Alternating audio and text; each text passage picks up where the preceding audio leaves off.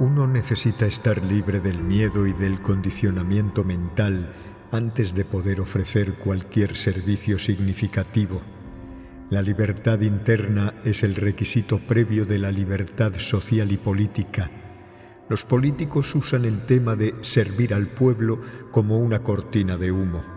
Una vez llegan al poder, su meta principal es permanecer en el poder por las buenas o por las malas. La historia de la política está llena de decepción, corrupción y desilusión. La política se ha convertido, como la religión, en parte del problema y no en parte de la solución. La política significa dividir y dominar. La lucha es por el poder, por los privilegios y por la riqueza. La alternativa es la educación. Debemos dejar de corromper y condicionar a nuestros niños. Los niños son capaces de aprender sobre la unidad de la vida, a ver las cosas como son, a ser íntegros y plenos. Yo encuentro mucha más satisfacción trabajando con niños de la que hallé en la política. Mi encuentro con Judy Krishnamurti me reveló una visión totalmente diferente a las de Gandhi y Vinoba.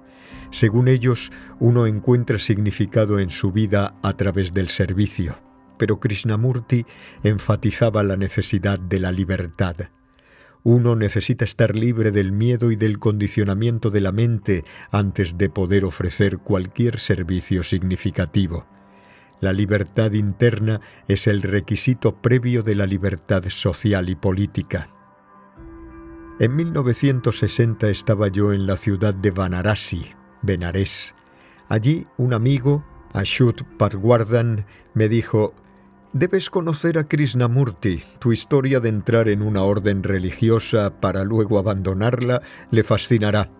Él también abandonó su orden». Yo había oído hablar de Krishnamurti. Muchos de mis amigos eran admiradores suyos, eran lectores asiduos de sus libros y habían acudido a sus discursos. Pero yo conocía muy poco de él y de que había dejado una orden religiosa. Achyut alegremente disipó mi ignorancia. Solicité a través de Achyut poder entrevistarme con Krishnamurti.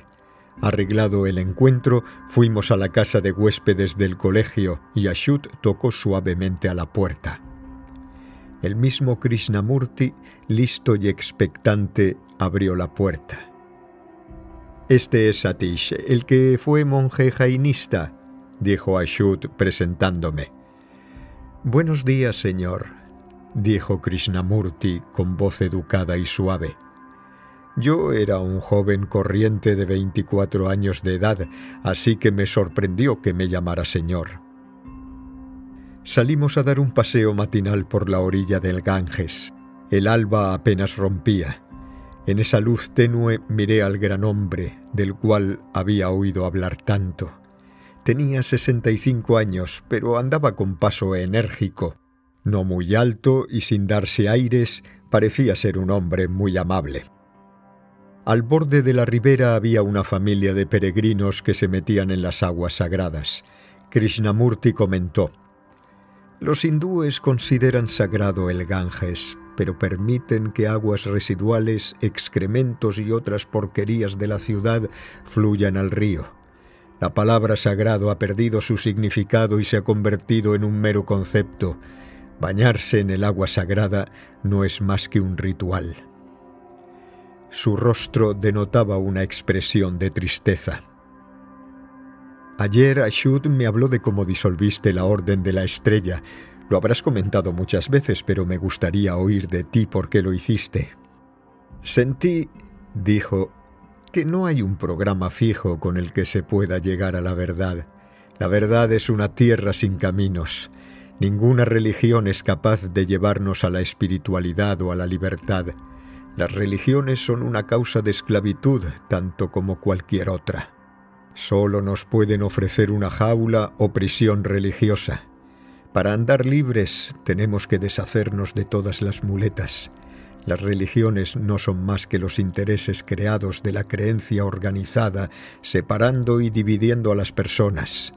Las religiones se basan esencialmente en el miedo. Cuando comprendí esto, cuando lo vi claro como la luz del día, me dije, si es así, entonces yo no puedo liderar una orden religiosa. Antes de disolver la Orden de la Estrella tuve que disolver mi propio miedo, mi propia inseguridad. Una vez logrado eso, lo demás se hizo fácil. Sencillamente anuncié que la orden no solo no era esencial, sino que era una absoluta barrera contra el verdadero entendimiento, así que no se podía justificar más. Y así fue. ¿Y cómo reaccionó la gente ante tu afirmación? Cuando se dieron cuenta de que no solo estaba yo abandonando la orden, sino que tampoco les estaba ofreciendo un ideal que pudiera perseguir, se sintieron defraudados. La gente ansiaba certezas y yo les estaba ofreciendo sorpresas. Si no les estabas ofreciendo un ideal, entonces, ¿qué les estabas ofreciendo?, pregunté. Amistad, conversación y diálogo para explorar la naturaleza de la realidad, me respondió. La verdad no es algo prefabricado que te pueda dar una religión o un maestro. La verdad necesita ser descubierta. La vida es un viaje de descubrimiento. La certeza solo es posible cuando existe algo fijo y permanente, mientras que la realidad se mueve y cambia continuamente. Se encuentra constantemente en estado de transformación.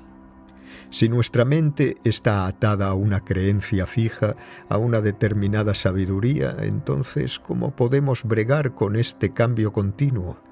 Ya que la realidad no es estática, necesitamos mentes rápidas y corazones flexibles. Solo entonces sabremos responder ante la naturaleza dinámica de la existencia. Yo no podía y no puedo ofrecer más que una constante conversación y exploración. A través de tal exploración podemos disfrutar de libertad total del miedo y de ideales fijos. ¿Estás diciendo que no hay nada de valor en los grandes textos religiosos como la Bhagavad Gita o la Biblia?, le pregunté. Puede que haya algo de valor en esos libros en términos de literatura o como un relato del pensamiento de una persona, pero la verdad no está en ningún libro. Si la verdad estuviera allí, entonces no habría ningún conflicto entre la Biblia y el Corán, entre la Bhagavad Gita y los sutras budistas. El conflicto solo puede existir entre lo falso y lo falso. No puede haber conflicto entre lo verdadero y lo verdadero, ni entre lo verdadero y lo falso tampoco. Igual que no puede haber conflicto entre dos personas que amen la paz o entre una persona que ama la paz y otra que ama la guerra.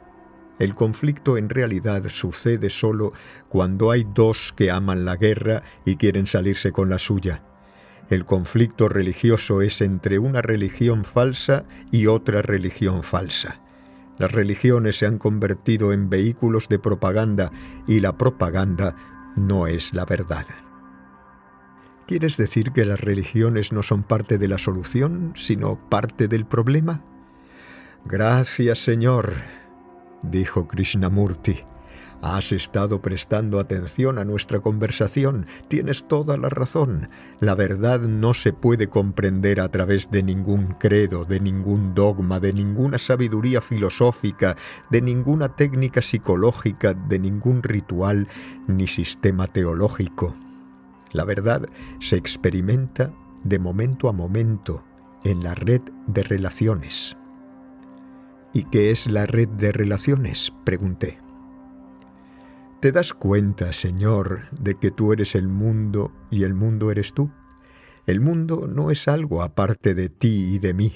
Hay un hilo común de relaciones que nos teje a todos juntos. Fundamentalmente estamos todos totalmente conectados. Superficialmente las cosas parecen estar separadas. Especies distintas, razas distintas, culturas y colores distintos, nacionalidades y religiones y políticas distintas. Si te fijas bien, inmediatamente verás que todos somos parte del gran tapiz de la vida. Cuando podemos vernos a nosotros mismos como parte de ese glorioso patrón de relaciones, entonces los conflictos entre naciones, religiones y sistemas políticos se acabarán. Los conflictos nacen de la ignorancia. Cuando ignoramos que toda la vida está interconectada, entonces intentamos controlarnos los unos a los otros.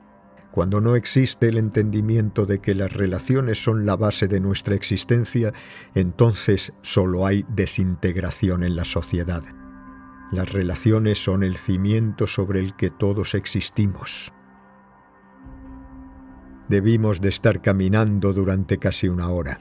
Krishnamurti tenía que dar su discurso público a las 10, así que comenzamos a regresar. Achyut permanecía callado. Se alegraba de haberme presentado, un joven rebelde, a Krishnamurti, un viejo rebelde. Tras haber dado la vuelta, aún pregunté: «Dices que la religión, la política y las ideologías han herido a la humanidad. ¿Cómo podemos curar esas heridas? ¿Cómo podemos regresar al estado de unión?» «El problema es mucho más profundo que lo concerniente a religiones o política», dijo Krishnamurti. «Comienza en nuestra mente, en nuestros hábitos, en nuestra vida. Existe un condicionamiento constante que ha perdurado durante siglos. Estamos sujetos al condicionamiento y participamos en nuestro propio condicionamiento. El juzgar, el prejuicio, los gustos y disgustos, todos forman parte del mismo problema. Se nos ha condicionado para creer que el observador es distinto a lo observado, que el pensador está separado del pensamiento. Ese dualismo, esa división en compartimentos, es la madre de todos los conflictos, la base de todo dolor y sufrimiento. ¿Me entiendes, señor?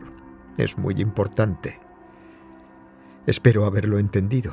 Sin embargo, ¿cómo pasamos del dualismo a la totalidad?», proseguí yo averiguando. «Para poder sanarnos debemos ir más allá de las teorías, las fórmulas y las respuestas prefabricadas. Debemos estar callados y prestar atención. El silencio y la atención proporcionan la base para la meditación. La meditación es un proceso curativo para las heridas de la fragmentación.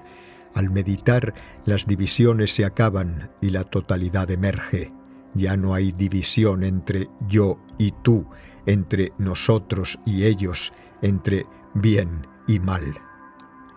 Cuando no existe el ego, no existe la vanidad, ni el miedo, ni el aislamiento, ni la inseguridad, ni la ignorancia. Entonces hay curación y totalidad». Reiniciamos el camino. Krishnamurti me preguntó: «¿Qué crees, señor? ¿Qué piensas?» «Tiene sentido, entiendo lo que dices, pero cuando veo a esos bañistas ahí abajo, tus palabras parecen estar desconectadas de la manera en que ellos piensan, sienten y viven. Parece existir una enorme brecha. ¿Qué significan tus palabras para ellos?» «Nada, quizá nada. Y sin embargo, si no nos transformamos radicalmente, corremos el riesgo de destruir no solo a la especie humana, sino a la Tierra misma. Por favor, piensa en las armas nucleares y lo que todo eso implica. Una vida completa, noble y llena de claridad es un imperativo para la supervivencia. No es una utopía o un lujo, sino una necesidad, por favor».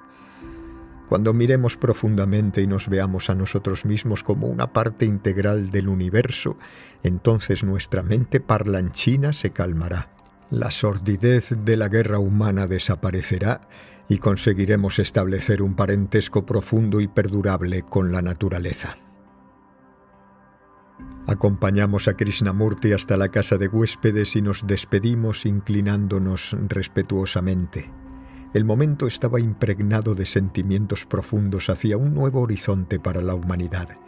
Al llegar a la casa de Achyut, le dije: «Sus palabras son radicales, sus pensamientos sinceros, pero ¿puedes imaginarte un tiempo en el que estemos libres de templos, iglesias, mezquitas, rezos, curas, partidos políticos y todo lo demás que divide a la humanidad? Además, ¿no está tirando al bebé con el agua sucia de la bañera?» Achyut me dijo: «Debemos comprender lo que es el bebé y diferenciarlo del agua sucia de la bañera. Existe una gran diferencia entre la religión y las religiones. Krishnaji estaría de acuerdo en que necesitamos ser religiosos, Pero ¿necesitamos quedarnos con el agua sucia de los dogmas y las disciplinas? Achyut, tú has pasado gran parte de tu vida en la política. Eras un importante miembro del Partido Socialista de la India.